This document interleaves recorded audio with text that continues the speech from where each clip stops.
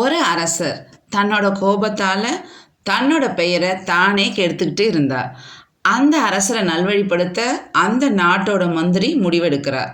மன்னர்கிட்ட போய் நீங்கள் செய்யறது தப்புன்னு சொன்னால் மரண தண்டனை உறுதி.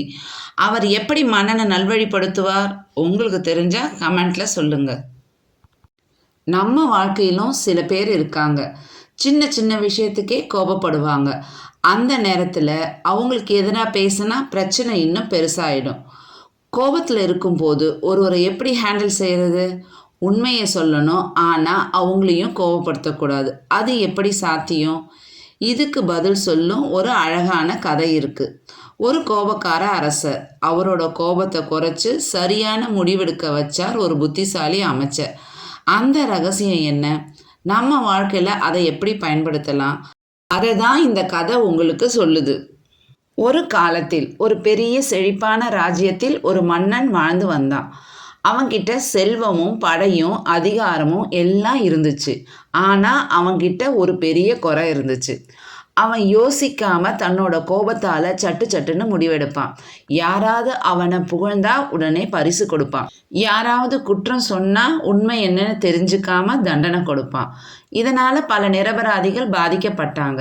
மக்கள் மனசில் பயமும் வருத்தமும் அதிகரிச்சிச்சு. ஆனால் அந்த மன்னனுக்கு ஒரு புத்திசாலி அமைச்சர் இருந்தார். அமைச்சர் இந்த பிரச்சனையை கவனிச்சார். ஆனால் நேராக சொல்ல முடியாது என்று நினைச்சார். அதனால் ஒரு புத்திசாலித்தனமான திட்டத்தை போட்டார். ஒரு நாள் அமைச்சர் மன்னனுக்கு ஒரு அழகான மோதிரத்தை பரிசாக கொடுத்தார். அந்த மோதிரத்தில் ஒரு வாசகம் பொறிக்கப்பட்டு இருந்துச்சு. செயலுக்கு முன் யோசிக்கவும் அப்படிங்கிறது தான் அந்த வாசகம். அமைச்சர் சொன்னார், அரசே, இந்த மோதிரத்தில் ஒரு விசேஷம் இருக்குது. உங்களுக்கு கோபம் வந்தாலும் மகிழ்ச்சி வந்தாலும் எந்த முடிவை நீங்கள் எடுக்கிறதா இருந்தாலும் ஒரு நிமிஷம் இந்த மோதிரத்தை பார்த்துட்டு முடிவெடுங்க அப்படின்னு சொன்னார். மன்னன் அந்த மோதிரத்தை மிகவும் விரும்பி தினமும் அணிஞ்சுக்கிட்டான். ஒரு நாள் அரண்மனையில் ஒரு பணியாளர் ஒரு விலை மதிப்பு மிக்க நகையை திருடியதாக குற்றம் சாட்டப்பட்டுச்சு. மன்னன் கோபத்தில் வெடிச்சான். உடனே அவனுக்கு தண்டனை கொடுங்க அப்படின்னு உத்தரவிட்டான். அந்த நேரத்தில் மன்னனின் பார்வை அவன் விரலில் இருந்த மோதிரத்தில் விழுந்தது. அவன் நின்று ஒரு நிமிஷம் வாசகத்தை படித்தான். செயலுக்கு முன் யோசிக்கவும். மன்னன் சற்று நேரம் அமைதியாகி, ஒரு நிமிஷம், முதல்ல விசாரிப்போம் அப்படின்னு சொன்னான்.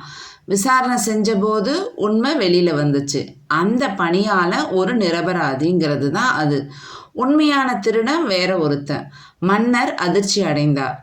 அந்த நாளிலிருந்து மன்னர்கிட்ட ஒரு மாற்றம் தெரிஞ்சிச்சு. ஒவ்வொரு முடிவுக்கு முன்னாடியும் அவர் யோசிக்க ஆரம்பித்தார்.